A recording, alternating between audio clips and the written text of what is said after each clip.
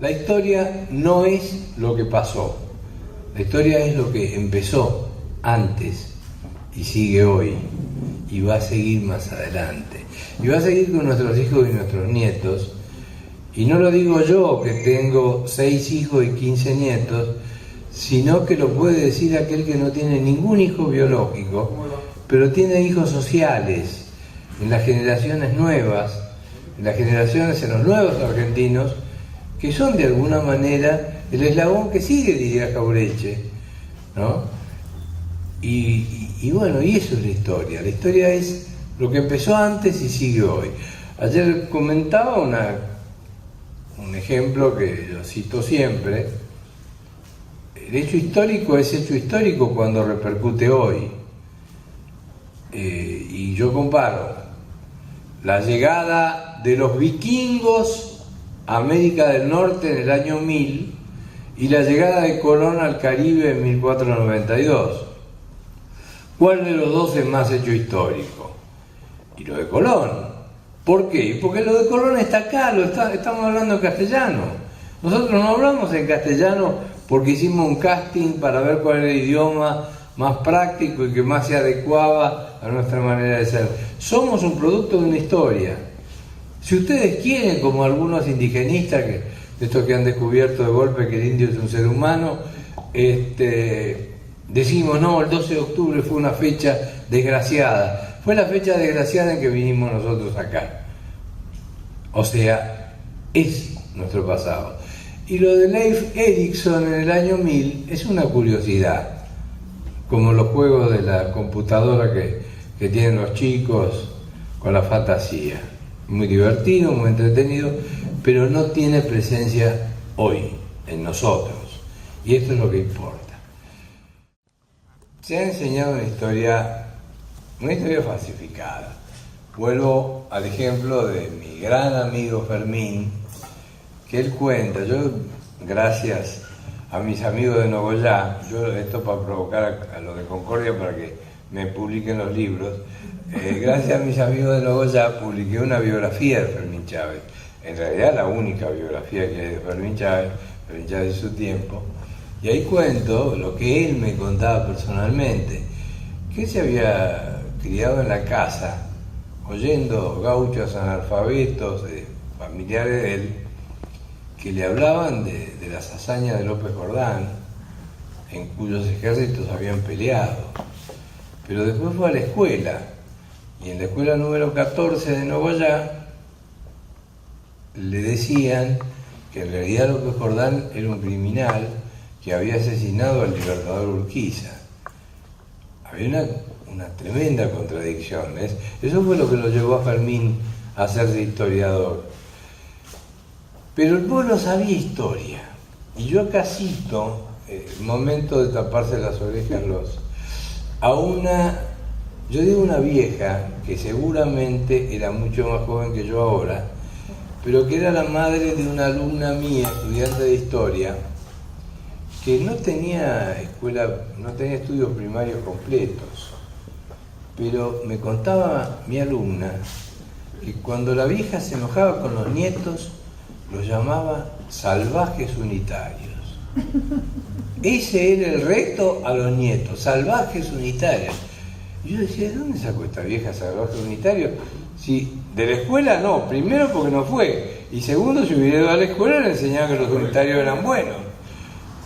No, esa vieja sacó, nadie me lo va a quitar de la cabeza, no tengo los documentos, pero nadie me lo va a quitar de la cabeza, y sacó el recuerdo de algún tatarabuelo que había tenido que dejar la lanza montonera, corrido por los ejércitos con los Remington de Mitre y la ametralladora de Sarmiento y los ferrocarriles que llevaban rápidamente al ejército llamado nacional de una punta a otra del territorio.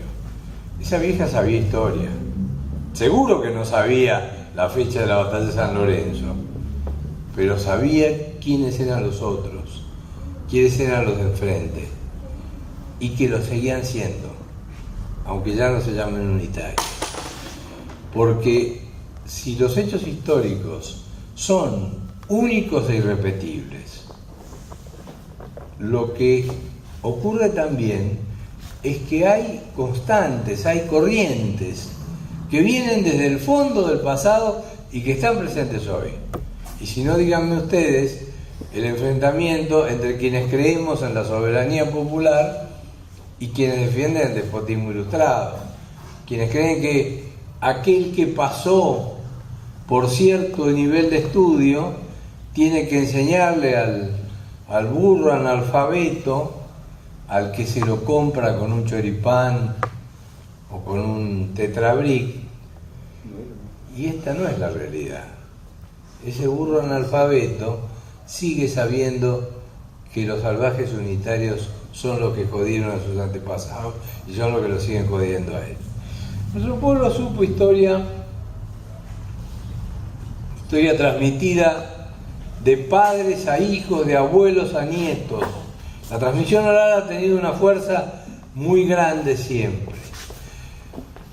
Sin embargo, en los tiempos recientes, nosotros pasamos etapas que produjeron un vaciamiento del conocimiento histórico. La tiranía criminal, a mí no me gusta hablar de la dictadura cívico-militar porque me parece hasta un halago para ellos llamarlo con esos términos tan suaves. Hablamos de una tiranía criminal que se propuso no desaparecer 30.000 personas, no fue el objetivo darle el gusto a los sádicos torturadores, ni robarse bebés, ni todos los crímenes espantosos de que nos seguimos enterando todos los días. No, esos fueron efectos colaterales. Acá la tiranía criminal se propuso terminar definitivamente con el conflicto social que venía desde el primer peronismo. Y para terminar con eso había que cambiar profundamente las estructuras económicas, sociales y culturales, vale decir, la tabla de valores, las creencias de los argentinos. Y tuvieron éxito. Cuando Martínez de Oz pronuncia su discurso del 2 de abril de 1976, anunciando los lineamientos de la economía, está anunciando una transformación histórica que se produjo. Yo me acuerdo cuando faltaba poco para las elecciones del 83, yo todavía me creía que iba a ganar el peronismo. Después hice autocrítica y me di cuenta cómo me pude haber comido semejante error, qué mal análisis hice, pero uno se lo creía. Y una compañera, ex inspectora jefa de la zona de Luján, echada en el 76, pero muy peronista, me decía, ¿sabes qué dice Cafiero? Todavía precandidato, posible candidato a presidente, dice que no, que la cosa económica va a requerir un esfuerzo más grande. De alguna manera lo que decía Cafiero se parecía a lo que dijo y creyó Alfonsín cuando decía yo voy a ir con los gerentes de los bancos y vamos a levantar juntos las persianas de las fábricas. Porque tanto Cafiero como Alfonsín, tanto la dirigencia peronista como la alfonsinista, creía que había sido una dictadura más, un poco más cruel, un poco más sangrienta, pero que era cuestión de cambiar un poco las cosas, de volver a poner orden. No fue así. La dictadura criminal del 76 tuvo éxito absoluto. No terminó el trabajo. Tuvo que venir una astilla del propio palo, ¿no?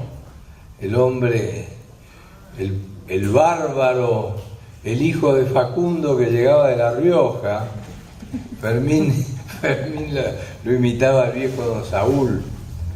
Al viejo Don Saúl cuando Carlitos se disfrazaba y andaba a caballo, y dice que Saúl le decía a su mujer, che, Moibe, miralo al Carlito, parece Coroga. Y Carlito parecía Coroga, pero no era Coroga. Carlitos mintió hasta cuando dijo, si yo decía lo que iba a hacer no me votaban. eran mentiras. Carlitos no sabía lo que iba a hacer, no tenía la menor idea, se ofrecía al mejor postor y claro, lo recibieron con la paliza final que le dieron a Alfonsín y diciéndole, nene, cuídate. Claro, él venía del peronismo bárbaro, me acuerdo de Moisés Ikonikov, de origen socialista, antiperonista, que él me decía, hubo un tiempo que fui muy amigote de Moisés y discutíamos a lo perro, porque él lo defendía al turco a muerte, y él me dice, yo decidí que me hacía peronista, pero si me hacía peronista tenía que hacerme peronista del peronismo más bárbaro. Y el peronismo más bárbaro era una pantomima, no era el peronismo más bárbaro, y al contrario, por eso mismo tuvo que ser el mejor alumno. Por eso mismo se cortó el pelo cortito, se puso la corbata amarilla y hizo la fiesta el día que juntó su $3 millón. Y ya después no hizo más fiesta porque se hacía aburrida.